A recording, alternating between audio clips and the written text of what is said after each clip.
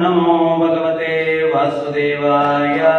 ओम नमो भगवते वासुदेवाय। ओम नमो भगवते वासुदेवाय। ओम नमो भगवते वासुदेवाय।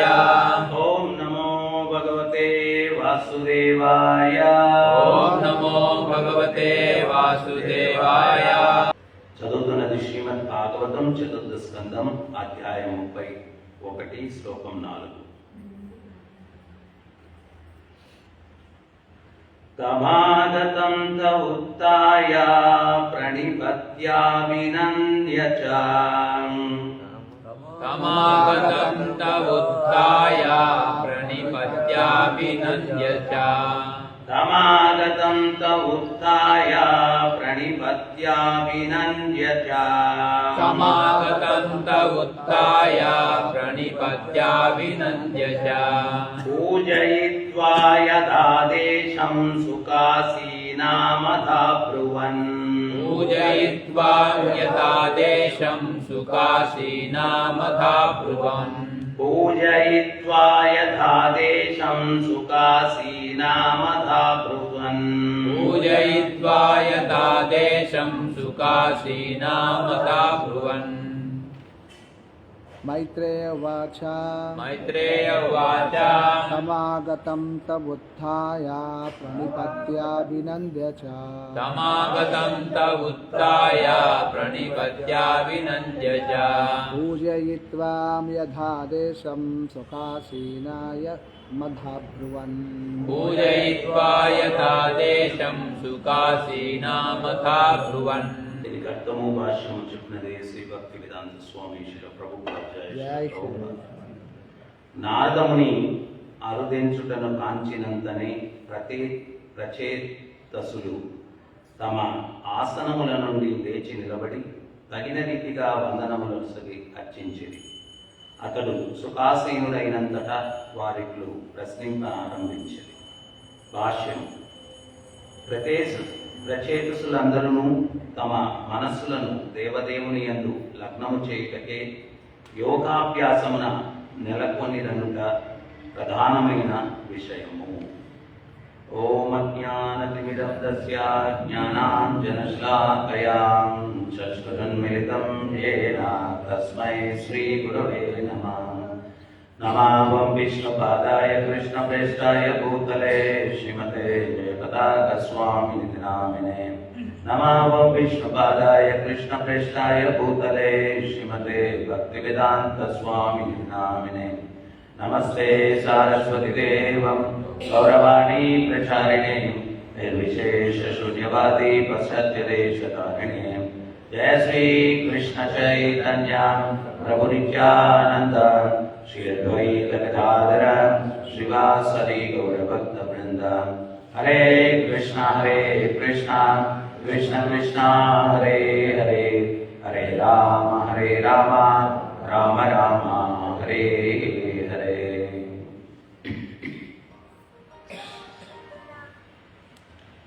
తమాగతం త ఉత్థాయ ప్రణిపత్యాభినంద్య చ.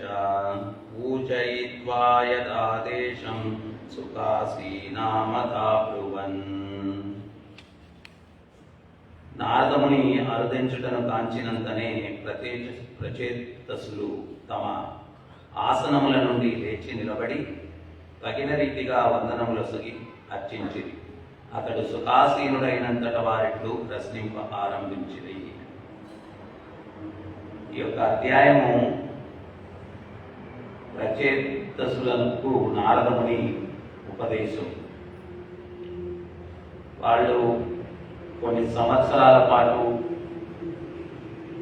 ఈ యొక్క గృహస్థ జీవితాన్ని గడిపిన తర్వాత ఆధ్యాత్మిక చింతన అన్వేషణలో వారి కుమారునికి బాధ్యతలు అప్పగించి వారు వెళ్ళిపోవడం జరిగిందనమాట. ఇక్కడ ముందు శ్లోకంలో వాళ్ళు ఏ రకంగా ఈ యొక్క ఇంద్రియాలను నిగ్రహించారు ఈ యొక్క యోగ విధానం ద్వారా అని చెప్పి వివరిస్తూ ఉన్నారు. ముఖ్యంగా ఆధ్యాత్మిక చింతన భగవంతుని యొక్క భక్తి, మోక్షము ఇవన్నీ కావాలా అని చెప్పి అనుకున్నప్పుడు మనం ఇంద్రియాలను నిగ్రహించాలి. ఇంద్రియాలను ఎందుకు నిగ్రహించాలా అంటే ఇంద్రియ నిగ్రహణ అన్నటువంటిది లేకపోతే జీవుడు కర్మ చేస్తూనే ఉంటాడు. కర్మ చేస్తూ ఉంటే కర్మ బంధనాల్లో చిక్కుకుంటూ ఉంటాడు. ప్రభుపాదుల వారు ఉదాహరణ ఇస్తారు. సాలిగూడు ఉంటుంది, ఆ సాలిగూడులోకి ఈగ వెళ్ళి చిక్కుకుంటుంది. అది చిక్కుకున్నప్పుడు తప్పించుకోవాలని ప్రయత్నం చేస్తూ కాళ్ళు చేతులు ఆడిస్తుంది. అది ఎంత ఆడిస్తే అంత ఆ సాలిగూడులో చిక్కుకొని పోతుంది. సో అదే రకంగా మనం కూడా ఈ ఇంద్రియాలను ఎంత విచ్చలవిడిగా వదిలిపెడతామో అంత విచ్చలవిడిగా ఈ యొక్క కర్మ బంధనాల్లో చిక్కుకుంటాం. అందుకే భగవద్గీతలో భగవంతుడు చెప్తున్నారు, యజ్ఞాంత కర్మణోన్యత్ర లోకోయం కర్మబంధన. ఏ రకమైనటువంటి యజ్ఞం కూడా నీ యొక్క ఇంద్రియ తృప్తి కోసం చేసినట్లయితే నిన్ను ఈ భౌతిక జగత్తులో బంధిస్తుంది. యజ్ఞాంత కర్మణోన్యత్ర లోకోయం కర్మబంధన. లోకోయం కర్మబంధన. ఈ యొక్క ప్రపంచంలో మనల్ని బద్ధుల్ని చేస్తుంది. అదే భగవంతుని యొక్క ఇంద్రియాలను సంతృప్తి పరచడానికి మనం ప్రయత్నిస్తే తతత్వం కర్మ కౌంతేయ ముక్త సంఘ సమాచార. ఎప్పుడైతే భగవంతుని యొక్క ఇంద్రియాలను సంతృప్తి పరచడానికి మనం ప్రయత్నం చేసాం అనుకోండి, అప్పుడు ముక్త సంఘ సమాచారం మనల్ని విముక్తుల్ని కావిస్తుంది. ఈ యొక్క కర్మ బంధనాల నుంచి మనల్ని విముక్తుల్ని కావిస్తుంది. సో అందుకని మనం ఏంటి అంటే ఈ యొక్క కర్మ బంధనాల నుంచి విముక్తిని పొందేటువంటి, అంటే ఎవరైనా కానీ సీరియస్గా ఈ ప్రపంచం గురించి అర్థం చేసుకుంటే, ఇప్పుడు మనందరం కూడా ఏంటి అంటే పట్టుబదలని విక్రమార్కుల్లాగా ఏదో ఒక రకంగా ఈ ప్రపంచాన్ని అనుభవించాలా అన్నటువంటి ఆసక్తితోటి మనుషుడు జీవితాన్ని సాగిస్తూ ఉంటాడు. ప్రభుపాదులు వారు చెప్తారు, ప్రతి ఒక్కడు ఆశ ఏంటి అంటే ఈ రోజు నేను హ్యాపీగా లేను, రేపు హ్యాపీగా ఉంటాను, రేపు హ్యాపీగా ఉంటాను, రేపు హ్యాపీగా ఉంటాను. లైఫ్ అంతా రేపు అయిపోతుంది కానీ వీడు హ్యాపీగా ఉంటాడు. అంటే గాడిద మీద కూర్చొని ఒక కట్టె పొలకు ఒక క్యారెట్ లేకపోతే గడ్డి పొసలో 4 కట్టి దాని ముందు ఇట్లా పెడితే ఆ గాడిద ఏమనుకుంటుందంటే 2 అడుగులు వేస్తే అది నాకు అందుతుంది. కానీ వ్యక్తి దాని మీద కూర్చొని ఉన్నాడు, అది 2 అడుగులు వేస్తే ఆ గడ్డి పొచ్చు కూడా 2 అడుగుల ముందుకు వెళ్తుంది. సో అదే రకంగా మనం ఈ యొక్క భౌతిక జగత్తులో ప్రతి ఒక్క వ్యక్తి కూడా, ఒక్కొక్కరికి వివిధ రకాల వయసులు ఉన్నాయి. ఇప్పుడు మీ అందరికి కూడా మనందరం కూడా ఇదే ఆశతోటి జీవితాన్ని గడుపుతూ వచ్చాం. ఏమని అంటే రేపు హ్యాపీగా ఉంటారు. మొట్టమొదటి అర్థం చేసుకోవాల్సినటువంటి సత్యం ఏంటి అంటే మనం ఉన్నటువంటి ప్రదేశం ఏంటి అన్నటువంటిది మనం గుర్తించాలి.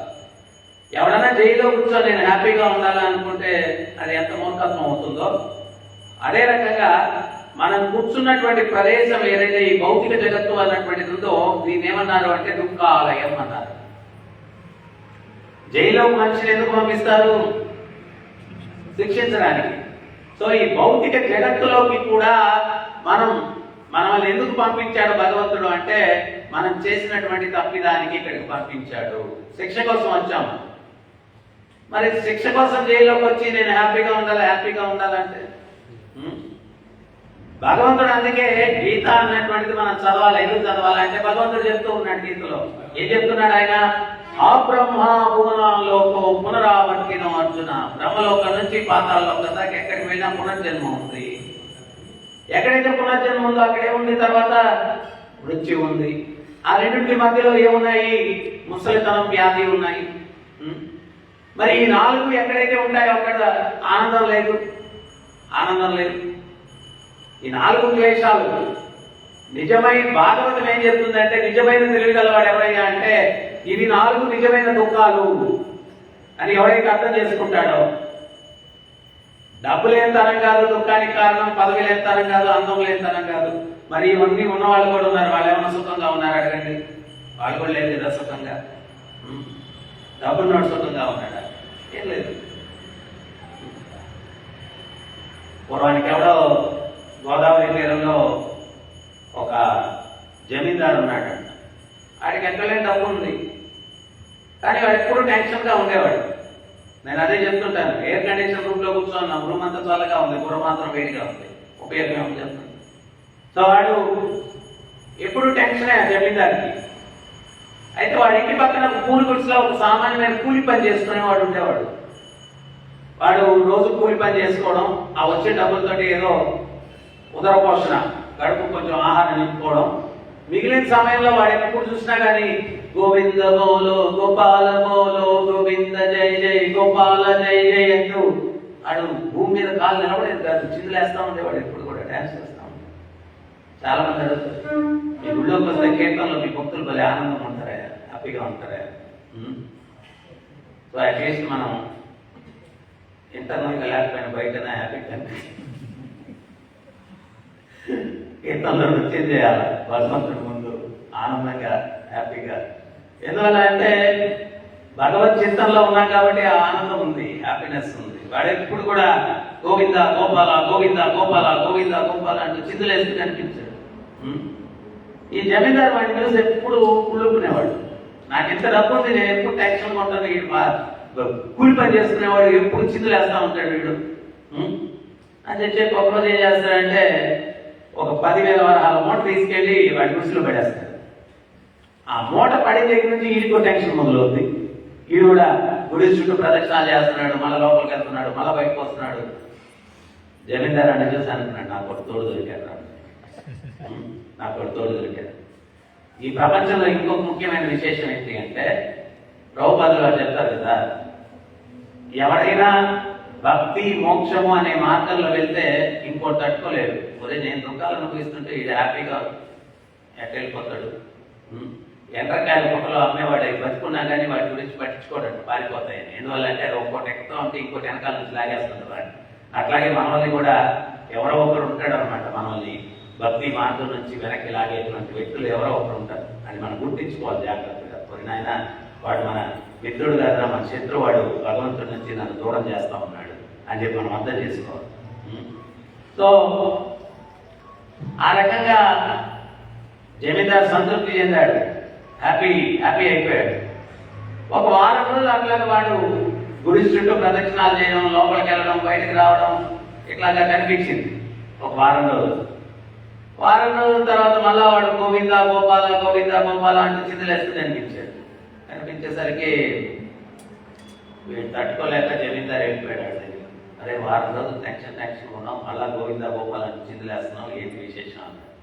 అప్పుడు వాడు చెప్పాడు, నేను ఈ శరీరాన్ని పోషించుకునేదానికి ఏదో కూలి నాలి చేసుకొని మిగిలిన సమయం అంతా భగవత్ చిత్తంలో ఆనందంగా ఉన్నాను.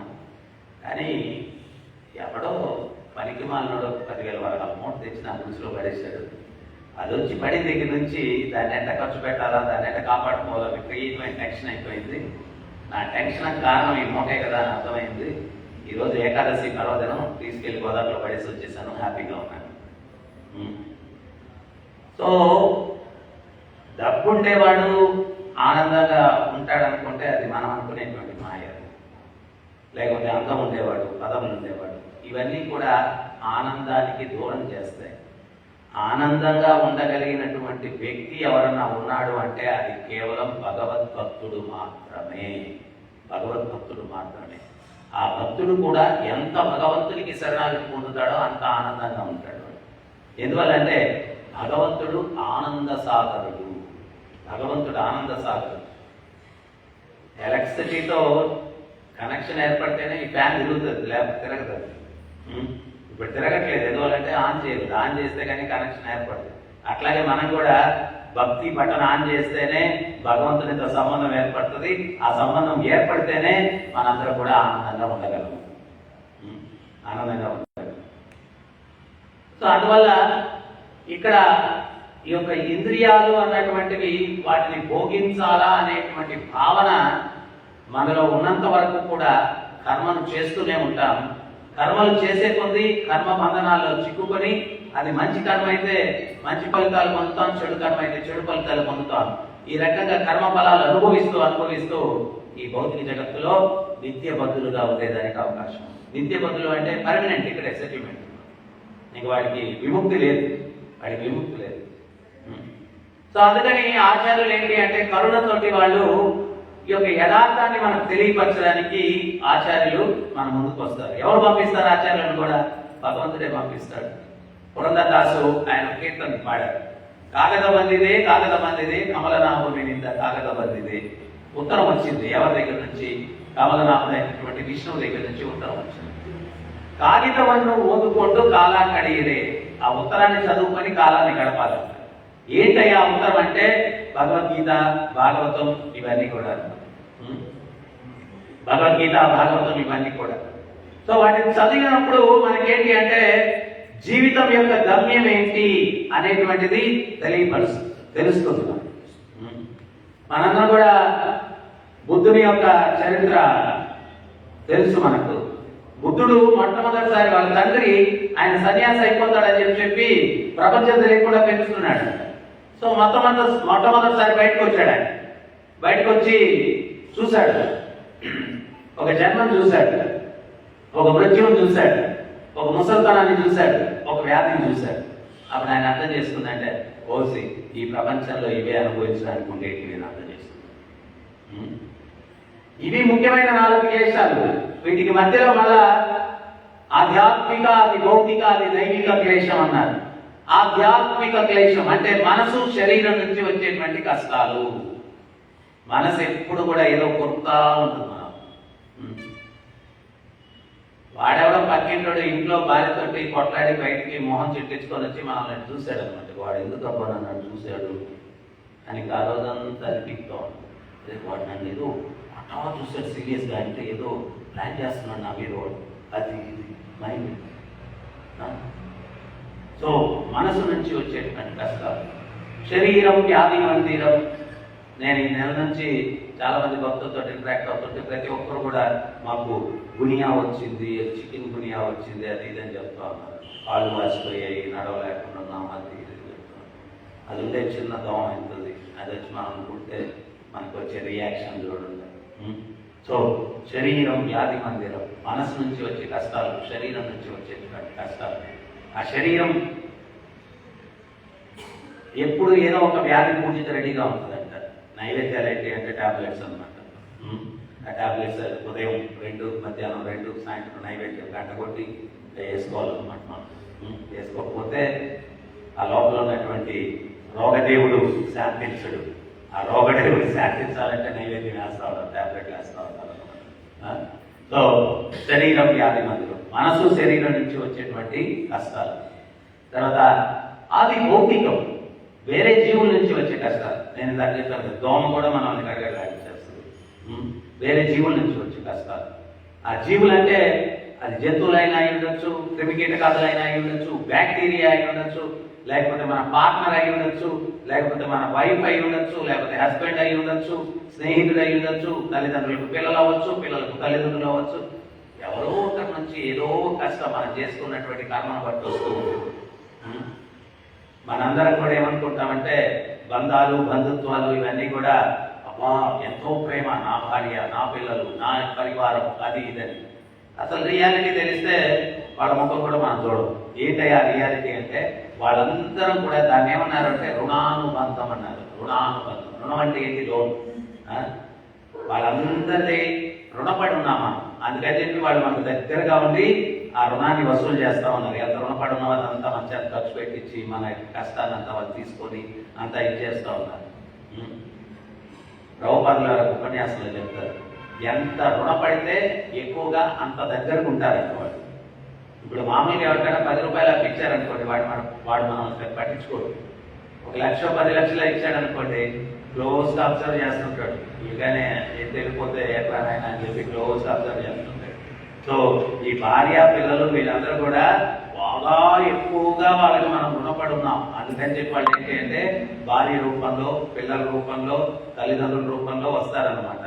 వచ్చి వాళ్ళు ముందు జన్మలో మనం వాళ్ళకి ఎంత రుణపడ్డామో దాన్ని వడ్డీతో సహా వసూలు చేస్తూ ఉంటారు. ఏమండి ఆ నెక్లెస్ చాలా బాగుందండి, మొన్నేళ్ళ తీసి ఇచ్చాను అంటే అయితే నేను ఇంకో మీకు పాలకొనం అంటారు, పాలకపోతే ఎంత గడవదు అంతని చెప్పి మళ్ళా సరేలే ఇస్తాను అని చెప్పి వీడి ముందు జన్మలో చిన్న చైన్ తీసుకొని ఉంటాడు ఆ దగ్గర, ఈ జన్మలో వడ్డీ నెక్లెస్ అనమాట, వీడు తీసేయాలి, నెక్లెస్ తీసేయాలి. ఇవన్నీ కూడా రుణం, ఇవన్నీ కూడా రుణం, ఇవన్నీ రుణాలు.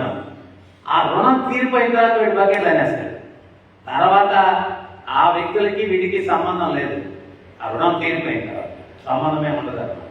అది జీవించి ఉన్నప్పుడైనా కానీ మరణించిన తర్వాత అయినా కానీ ఆ రుణంగా అయిపోతే ఎవరికి వారే ఏమన్నా తీరే వెళ్ళిపోయి ఎవరికి వారు వెళ్ళిపోతూ ఉంటారు, రుణం తీరిపోతే. అందుకనే శాస్త్రాలు ఏం చెప్తాయి అంటే ఈ నదీ ప్రవాహంలో గడ్డి పసులు కొట్టుకొని వస్తూ ఉంటాయి. ఆ ప్రవాహ తాకిడికి 2-3 గడ్డి పసులు ఒకసారి కలుస్తాయి అన్నమాట. మళ్ళీ అదే ప్రవాహ తాకిడికి మళ్ళీ విడిపోతూ ఉంటాయి.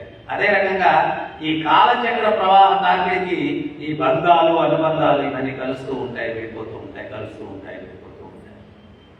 సో ఇవన్నీ కూడా సత్యాలు, యథార్థం అన్నమాట, యథార్థం. శాస్త్రం ఇది అర్థం చేసుకున్నప్పుడు అట్ట చెప్పి మనం ఒక వ్యవస్థలో ఉన్నప్పుడు అబ్బా ఈరోజు గురుగారు చెప్పారు ఉపమానం భలే ఉంది, ఇంకా ఈ బంధాలు గిందాలు అందరూ కూడా భార్య పిల్లలు ఇవన్నీ రుణాలు అంటున్నారు, ఈరోజే రుణాలన్నీ కూడా తొలగించేసుకుంటాను నేనని చెప్పి నేను కాశీకి వెళ్ళిపోతాను, లేకపోతే అయోధ్యకి వెళ్ళిపోతాను, అది కాదు. యథార్థం అర్థం చేసుకొని ఇది నాటకం అని అర్థం చేసుకొని, ఉదాహరణకి స్టేజ్ మీద ఎవడైనా కానీ డ్రామా వేస్తూ ఉంటాడు. ఆ డ్రామాలో వాడికి ఒక భార్య ఉంటుంది, వాడికి ఒక పిల్లవాడు ఉంటాడు. కానీ వాడు స్టేజ్ మీద యాక్ట్ చేసినంత వరకు ఎట్లుండాలి, అది నిజంగా భార్యతో ఉన్నట్టుగానే వాడు జీవిస్తే అప్పుడు వాడు బెస్ట్ యాక్టర్ అవుతాడు. అట్ట కాకుండా వాడు మధ్యలో డ్రామాలో ఉత్తుకే డ్రామా, ఇవి నా భార్య కాదు, నేను ఆయన భర్త కాదు అని మధ్యలో అన్నాడు అనుకోండి, ఫినిష్ అయిపోయింది డ్రామా, అది రద్దు కాదు.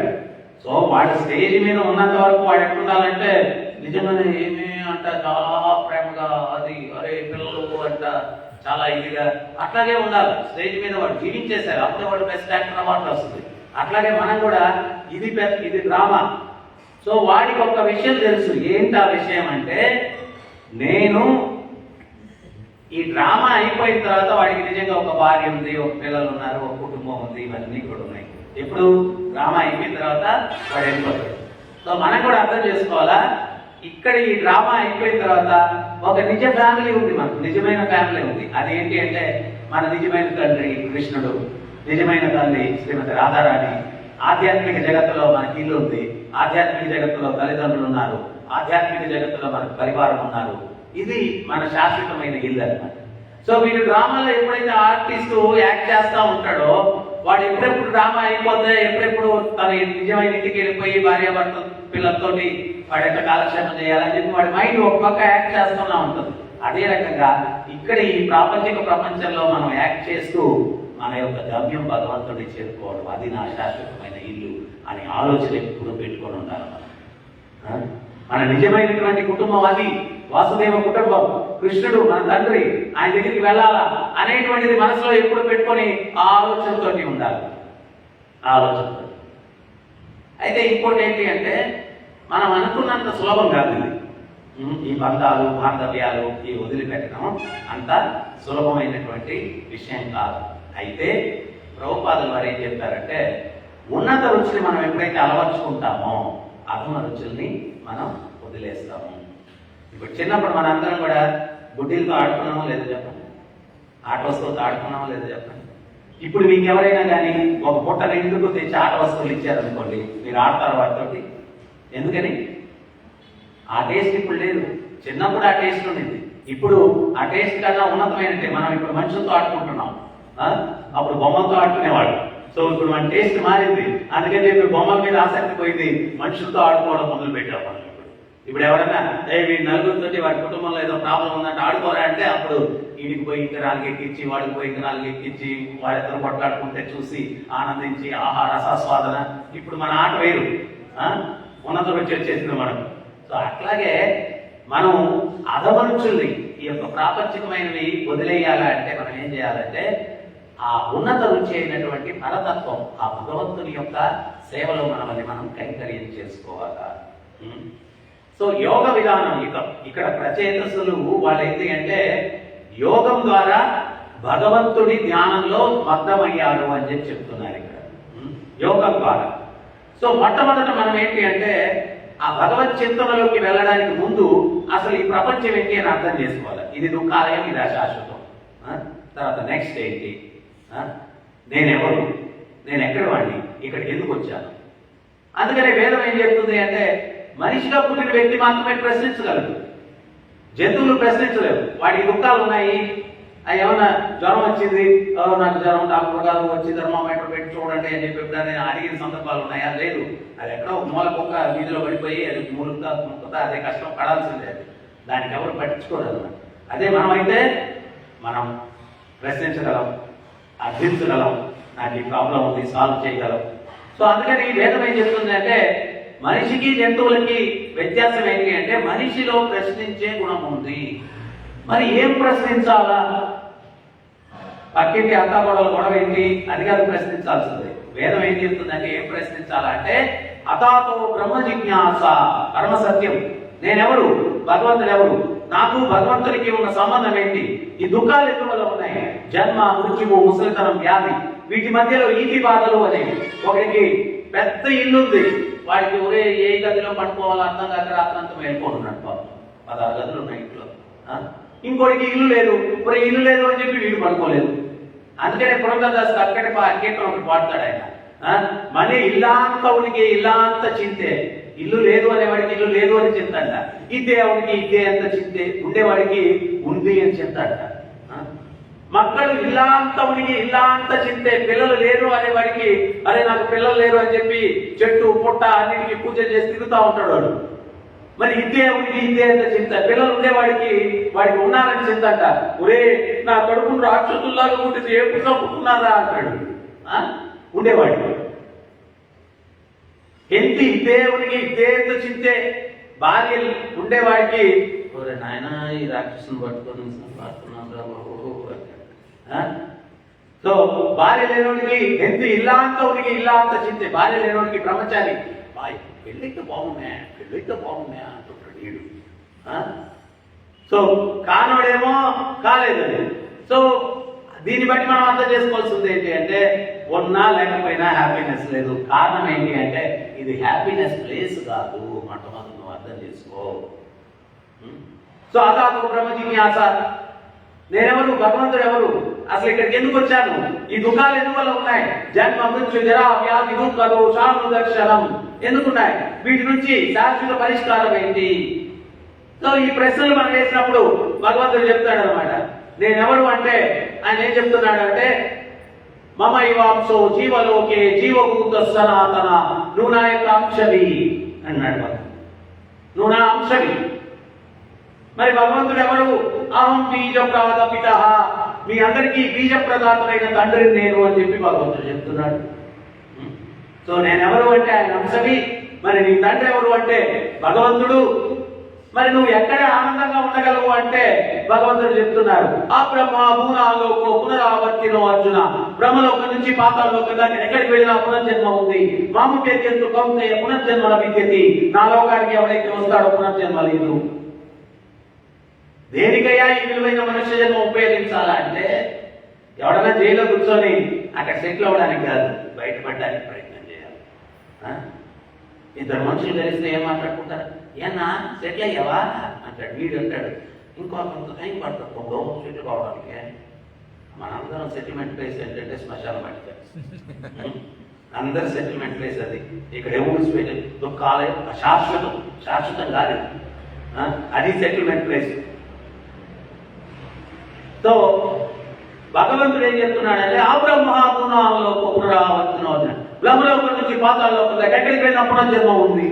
మామూలు చెట్లు పంపితే పునర్జన్మల విద్యతి, నా లోకానికి ఎవరైతే వస్తాడో పునర్జన్మ లేదు. ఎక్కడైతే పునర్జన్మ లేదో అక్కడ మృత్యువు లేదు, ముసల్తనం లేదు, వ్యాధి లేదు. సో ఈ విలువైన మనుష్య జీవితం దానికోసం మనం వినియోగించాలా, ఆ భగవంతుడిని చేరుకునే దానికోసం వినియోగించాలా. అది పోలించి మనం ఏం చేస్తున్నాం, అద్దె ఇంటిని అలంకరించుకుంటూ కూర్చుంటున్నాం. ఎవడైనా అద్దె ఇంట్లో కూర్చొని ఫాల్ సీలింగ్ చేయించుకోవాలా, ఇది మామూలుగా సిమెంట్ ఫ్లోరింగ్ ఉంది, మార్బుల్ ఫ్లోరింగ్ వేసుకోవాలా, నేను ఇంకోటి చేయాలి ఇంకోటి చేయాలి. చూసేవాడే ఉంటాడు, ఒరే ఇదేం పనికి మాలోడ్రా, అదే ఇంట్లో యజమాని ఇప్పుడు ఖాళీ చేయమంటే అప్పుడు చేయాలా, దాన్ని డెకరేట్ చేసుకుంటూ కూర్చొని ఉన్నాడు అంటారా అందరూ? అదే ఎవరైనా డెకరేషన్ చేసుకుంటూ ప్రయత్నిస్తారు. సో మనం కూడా ఈ శరీరం అద్దె ఇల్లు, ఇది అద్దె ఇల్లు, యజమాని ఎవరు ఆయన, ఖాళీ చేయమన్నప్పుడు ఖాళీ చేయాలా? నిన్న దాకా బాగానే ఉన్నాడా, ఇప్పుడు పోయాడా? పిలుపు వచ్చింది పోయాడు, ఏం చేస్తాం? ఆ పిలుపు వచ్చిన తర్వాత నువ్వు ఎవరు ఆగలేదు.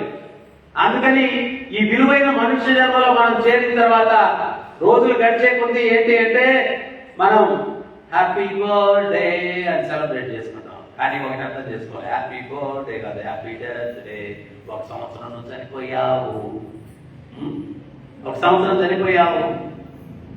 ఎవడో ఒకడు అమృతాన్ని ఉన్నాడంట, వాడు ఎముడి కోసం తపస్సు చేశాడట. ఎముడు ప్రత్యక్షమయ్యాడు. మామూలుగా ఎవడైనా ఎముడి కోసం తపస్సు చేస్తాడు, కానీ వీడు చేసాడు పాపం. ఎముడు ప్రత్యక్షమయ్యాడు, ఏం కావాలి ఆయన అన్నాడు, మృత్యువు లేకుండా చేయన్నాడు. మరి నాకు కూడా మృత్యు ఉంది, నాకు కూడా కొన్ని సంవత్సరాలు ఈ పదవి, నీకు మృత్యువు లేకుండా నేనేం చేస్తానన్నాడు. నాకైతే ఒక పని చేయండి, కష్టపడి తపస్సు చేశాను కదా, మీరు వచ్చే ముందు నాకు లెటర్ రాసేయండి, అరే అబ్బాయి వాళ్ళ రోజు వస్తున్నారని చెప్పి నేను మోక్షానికి ప్రిపేర్ అయిపోతాను అని చెప్పాడు. యముడు అన్నాడంటే సరే. యముడు ఉత్తరం వచ్చిన తర్వాత మోక్షానికి నేను ప్రయత్నం చేయొచ్చులే అని చెప్పి జీవితం వెచ్చలు విడిగా అనుభవిస్తున్నాడు. సోకాల్డ్ అనుభవం.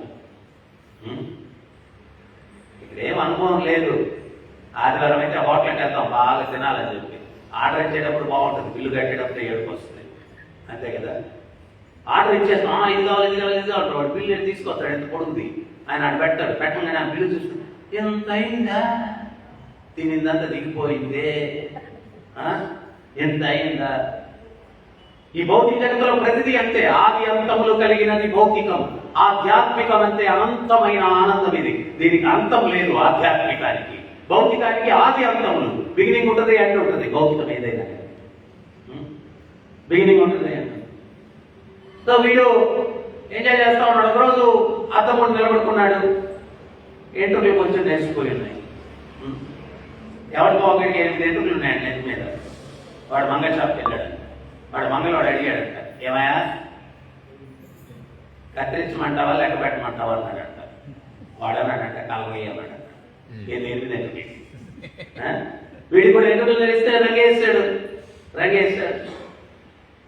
తర్వాత కొన్ని రోజులకి కళ్ళు మసపడ్డాయి, చష్మా అద్దం పెట్టేశాడు. కొన్ని రోజులకి పళ్ళు రాలిపోయాయి, పెట్టుడు పళ్ళు పెట్టేశాడు. కొన్ని రోజులకి కాలు చేయి పడిపోయింది, అప్పుడు చేతి కర్ర మూతం తీసుకున్నాడు. ఇవన్నీ అయిన తర్వాత యమధర్మరాజు వచ్చేస్తే మనుషులే మాటలు తప్పుతారు అనుకున్నాను, దేవతలు కూడా మాటలు తప్పుతారా? మీకు నేను చెప్పాను వచ్చేదానికి ముందు అడ్వాన్స్ ఉత్తరం రాయమని చెప్పి ఉత్తర గీతం లేకుండా వచ్చేసారు. అంత మోసం ఇది, అది ఇది అన్నాడు. అప్పుడు యమధర్మరాజు అన్నాడు, ఒరే ఒక ఉత్తరం అడిగావు నువ్వు, నేను 4 ఉత్తరాలు రాశాను అన్నాడు. వీడు అమాయకంగా కొరియర్ బాయ్ ఏమన్నా మిస్ చేశాడేమో యమధర్మరాజు గారు అన్నాడు. కొరి పిచ్చోడా, నేను రాసేది పెన్ను పేపర్తో కాదురా, ఎంట్రుకలు లేసాయి 1వ ఉత్తరం, కళ్ళు మసుకుపడ్డాయి 2వ ఉత్తరం, పళ్ళు రాలిపోయి 3వ ఉత్తరం, కాలు చేయి పడిపోయింది 4వ ఉత్తరం, తర్వాత నేను వచ్చాను.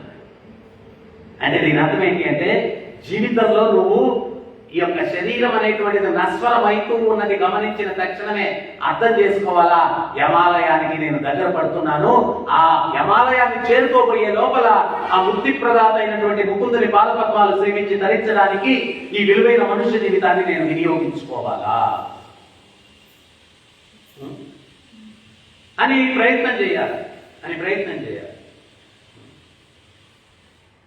కానీ మనం ఏంటి అంటే కలియుగ ప్రభావం వల్ల ఏంటి అంటే అన్నిటికీ చాలా ఉత్సాహం ఉంటుంది, కానీ ఆధ్యాత్మికతకి దేనికైతే నీకు ఎక్కువ ప్రాముఖ్యత ఇవ్వాలో దానికి లాస్ట్ ప్రాముఖ్యత ఇస్తాం.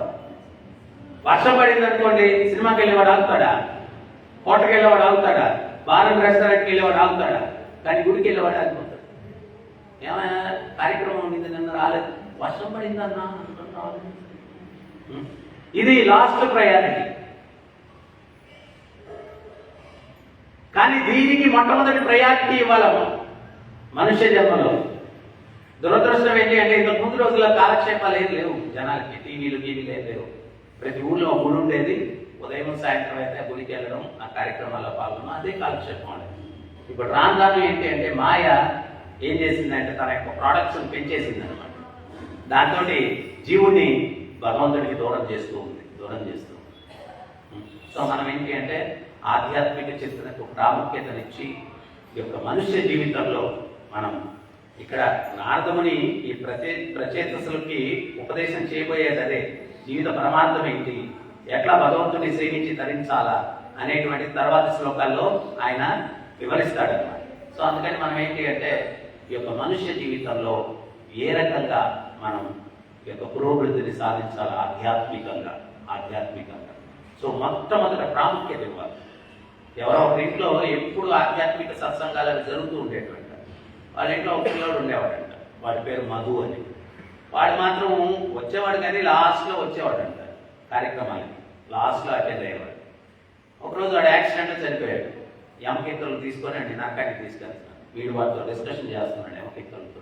మా ఇంట్లో ఎప్పుడు ఆధ్యాత్మిక చిత్తం ఉండేది, నేను పాల్గొనేమని అది ఇది, నన్నేంటి నరకానికి తీసుకెళ్తారు అది ఇది అని చెప్పి వీడు తర్పం చేస్తున్నాడంట. కానీ వాళ్ళు మాకనే ఏం తెలియదే, యమధర్మరాజు తీసుకెళ్తున్నాను, గమ్ముంటూ ఏం మాట్లాడద్దని చెప్పి చెప్పాడు. ఆ నరకం ఎంట్రన్స్ దగ్గరికి తీసుకొచ్చేసాడట. అప్పుడు వీడి కృష్ణుడు గుర్తొచ్చాడు. కృష్ణ అని పెద్దగా వచ్చాడు అనమాట. అరిస్తే అప్పుడు కృష్ణుడు ప్రత్యక్షమైపోయి యమకింకలను పక్క పంపించేసి వీడిని పట్టుకొని వైకుంఠానికి తీసుకెళ్తున్నాడంట. కృష్ణుడే వచ్చాడు స్వామి. అప్పుడు వీడు అన్నాడంట, స్వామి ఇంత టెన్షన్ ఎందుకయ్యా పెట్టారు, లాస్ట్ మినిట్లో వచ్చారు, ఇంకా నరకంలోకి తోసే ముందు ఇంత టెన్షన్ ఎందుకయ్యా పెట్టారు అన్నాడంట. అప్పుడు కృష్ణుడు అంట, నువ్వు కూడా నా ప్రోగ్రామ్స్ క్లాస్లోనే కదా వచ్చేవాడికి, మంచి క్లాస్లో వచ్చాను నేను. నువ్వు కూడా నా ప్రోగ్రామ్స్ క్లాస్లోనే కదా వచ్చేవాడివి, అందుకని నేను లాస్ట్లో వచ్చాను అన్నాడు. సో మనం ఏంటి అంటే నేను చిన్నప్పుడు కూడా గమనించేవాడిని. ఎప్పుడన్నా చిన్నప్పుడు అందరిలాగా మీలాగే నేను కూడా ఎప్పుడన్నా ఎప్పుడో లేదు సినిమాకి వెళ్తే కొంచెం లేట్ అయితే ఆ గేట్ దగ్గర నుంచి లేట్కి వెళ్ళే వాళ్ళందరూ అడుగుతుండేవారు, బొమ్మ మొదలైందా అని చెప్పి. ఎట్టాగో వెళ్తున్నావు తెలుస్తుంది కదా, కానీ టెన్షన్ అయిపోతే ఏదో మిస్ అయిపోయినట్టు. అదే ఆతృత భగవద్ దర్శనానికి, భగవత్ కార్యక్రమాలకి మనం ఎప్పుడైతే పోయామో ఏదో మిస్ అయిపోయా అని ఆతృత ఉంటే అప్పుడు ఆయన అనుగ్రహం మనకు లభిస్తారు. ఒకటే ప్రాపంచిక విషయాలకి ఎంత తప్పించామో అదే దానికి రెట్టింపు తపన భగవంతుడి కోసం ఉందా లేదా అనేది చూస్తారు. సో ఇవన్నీ మనకి ఎక్కడ మొదలవుతాయంటే నవవేద భక్తిలో మొట్టమొదట మనం అర్థం చేసుకోవాల్సింది శ్రవణం నుంచి మొదలైంది. బాగా భగవత్ తత్వం గురించి వినాలి. ఇప్పుడు వీళ్ళు ప్రచేతసులు వాళ్ళు నారదముని దగ్గర నుంచి ఉపదేశాలు పొందబోతున్నారు. నారదముని నుంచి వినాలని చెప్పి అనుకుంటున్నారు. ఏ రకంగా వినాలంటే కులశేఖర ఆళ్వార్ లాగా. కులశేఖరుడు రోజు కూడా రామాయణం వినేవాడు. ఒకరోజు రామాయణం చదువుతూ వాళ్ళు ఏం చదివారు అంటే కరదూషణులు చిత్రకూట దగ్గర 14,000 రాక్షస సైన్యంతో రామలక్ష్మణుల మీద ఆక్రమణ చేశారు అనేది చదివారట. ఈయన ఎంత లీనమైపోయి వినేవాడు అంటే కులశేఖరుడు ఆయన కరవాలం తీసి కత్తి దూసి, కర దూషణులారా, రామలక్ష్మణుల మీద ఆక్రమణ చేస్తారా, మీ ఎంత తేలుస్తారు, సేనాధ్యక్ష ప్రణవేరి మోగించు, యుద్ధానికి పదండి అన్నాడు. కేరళలో ఈయన ఉండేది, అది ఎక్కడో మధ్యప్రదేశ్ ఎక్కడో చిత్రకూట అక్కడ అనమాట. ఈయన వాళ్ళని సంహరించేద్దాం పోదా పదండి. రామాయణం ఎప్పుడు కొన్ని లక్షల సంవత్సరాల కింద జరిగింది. ఈయన అంతా లీనమైపోయి ఉంటా ఉన్నాడు. ఈ సేనాధ్యక్షుడు వీళ్ళంతా కూడా ఇదే ఆయన ఇప్పుడు ఇక్కడ రామాయణం ఇప్పుడు ఏదో చెప్తున్నాడు అంటే రాజు మాటకి ఎదురు తిరిగే పరిస్థితి లేదన్నమాట. సో వీళ్ళందరూ సైన్యం అంతా బయలుదేరేశారు. కరదోషులారా వస్తున్నాను రా, రామలక్ష్మణులు వాళ్ళిద్దరు ఒంటరి వాళ్ళు అనుకున్నారా, ఈ కులశేఖరుడు ఉన్నాడు రా, మేమంతా వస్తున్నాం రా, సభ సైన్యంతో మీ శిరశ్ఛేదనం చేస్తాం రా అని చెప్పి వెళ్ళిపోతా ఉన్నాడు.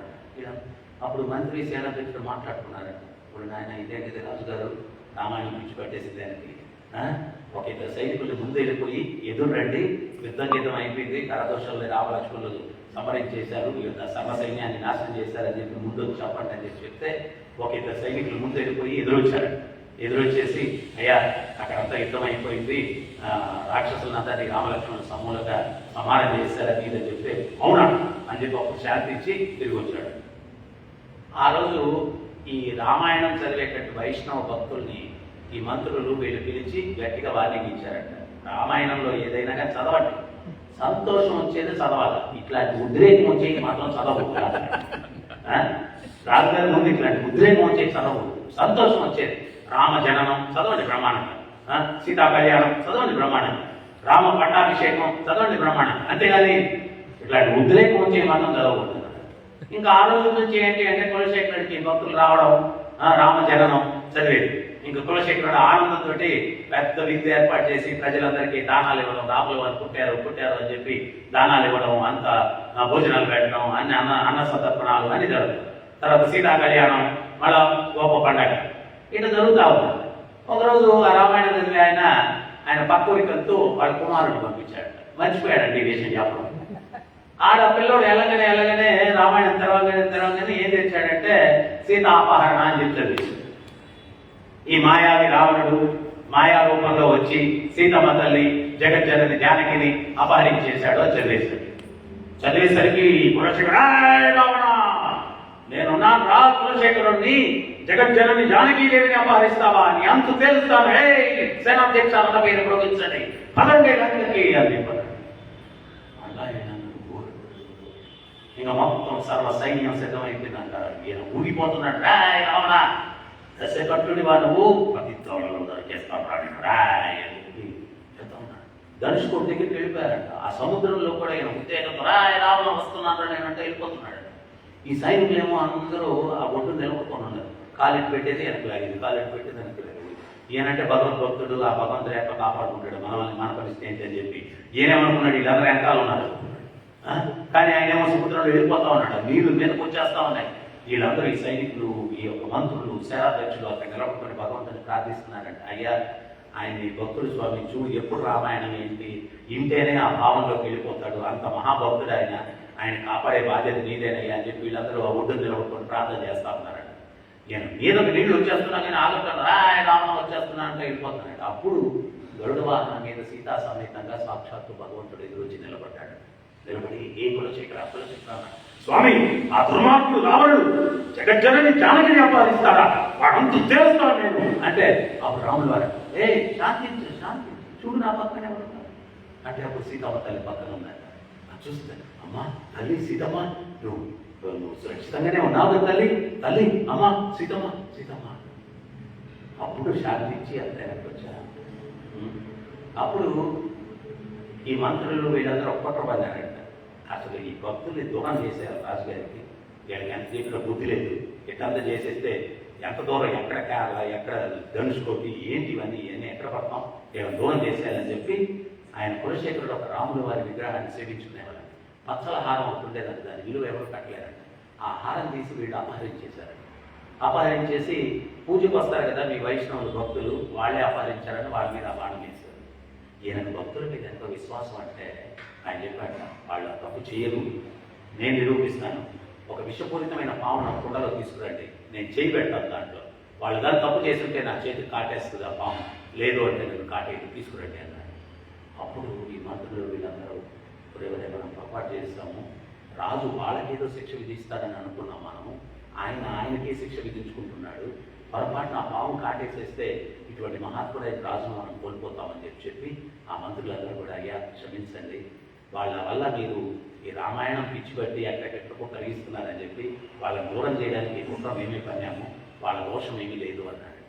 ఎందుకు ఈ కుట్ర మీరు పన్నారంటే మీరు సామాన్యమైన భక్తులు కాదు కదా, రాజు కూడా కదా, పరిపాలన చేయాలి కదా, అందుకని చెప్పి మీరు పరిపాలన వదిలేసి భక్తి అంటే అప్పుడు ఇది కష్టమవుతుంది, అందుకని చెప్పి మేము ఆలోచించామంటే అప్పుడు నా రాజసింహాసనమే నా భక్తికి అడ్డమా అని అడిగాడంట. అడ్డమని కాదు స్వామి, మేము విన్నవించుకుంటున్నామంటే అప్పుడు తన కుమారుని పిలిచి ఆయన్ని పట్టాభిషిక్తుని చేసి ఈయన ఆయన యొక్క రాజ్యాన్ని అంతా వదిలిపెట్టేసి శ్రీరంగానికి వచ్చి ఆ యొక్క శ్రీరామచంద్రుడు రంగనాథుని యొక్క సేవలో కులశేఖరుడు ధరించాడు.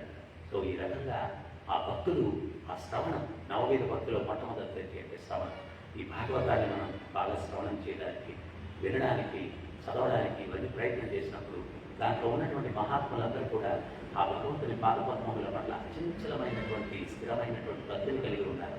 అటువంటి మహా వ్యక్తుల యొక్క గాథలను మనం విన్నప్పుడు ఏమవుతుంది అంటే మనలో కూడా హృదయంలో ఆ భక్తి అన్నటువంటి ఉద్దీపన అయ్యేదానికి అవకాశం ఉందన్నమాట. ఎప్పుడైతే ఆ భక్తి అనేది భగవంతుని పట్ల కలుగుతుందో అప్పుడే ఈ ప్రాపంచిక ఆకర్షణల నుంచి మనకు విముక్తి అన్నటువంటిది కలిగేదానికి అవకాశం ఉంది. సో అందువల్ల మీరు చరిత్రలో చూస్తే భగవద్భక్తులందరూ కూడా ఏంటి అంటే ఎక్కడ వాళ్ళు కలిసినా కానీ భగవంతుడి గురించి చర్చించుకోవడం, దాన్ని వినడం. భగవంతుడు కూడా చెప్తారు గీతలు ఏమనంటే తుష్యంతిచ రమంతిచ, నా భక్తులు ఎలవేళలా నా గురించి చర్చించుకొని దాంట్లో మాధుర్యాన్ని ఆస్వాదిస్తూ ఉంటారు అని చెప్పి చెప్పడం జరిగింది. సో అందువల్ల ప్రభుపాదుల వారు ఆయన ప్రపంచవ్యాప్తంగా ఆయన యొక్క గొప్ప అవకాశం మనందరికీ ఇచ్చారనమాట. ఆయన ఈరోజు ఆ మహానుభావుడు 70 సంవత్సరాల వయసులో ప్రపంచమంతా తిరిగి ఈ ఇస్కాన్ సంస్థను స్థాపించారు. ఈరోజు ప్రపంచం అంతా కూడా కొన్ని వేల మందిరాలు ఉన్నాయి, కొన్ని వేల సెంటర్స్ ఉన్నాయి. అక్కడంతా కూడా కొంతమంది అయినా కానీ భగవద్భక్తులకి ఈ భగవంతుని గురించి తెలుసుకునేదానికి, భగవంతుని గురించి సేవించుకొని ధరించేదానికి అవకాశాన్ని స్వామి ప్రభుపాదుల వారు కలిగించారనమాట. దాన్ని మనం సద్వినియోగం చేసుకునేదానికి ప్రయత్నం చేయాలి. హరే కృష్ణ. ఎవరికైనా ఏమైనా సందేహాలు ఉన్నాయో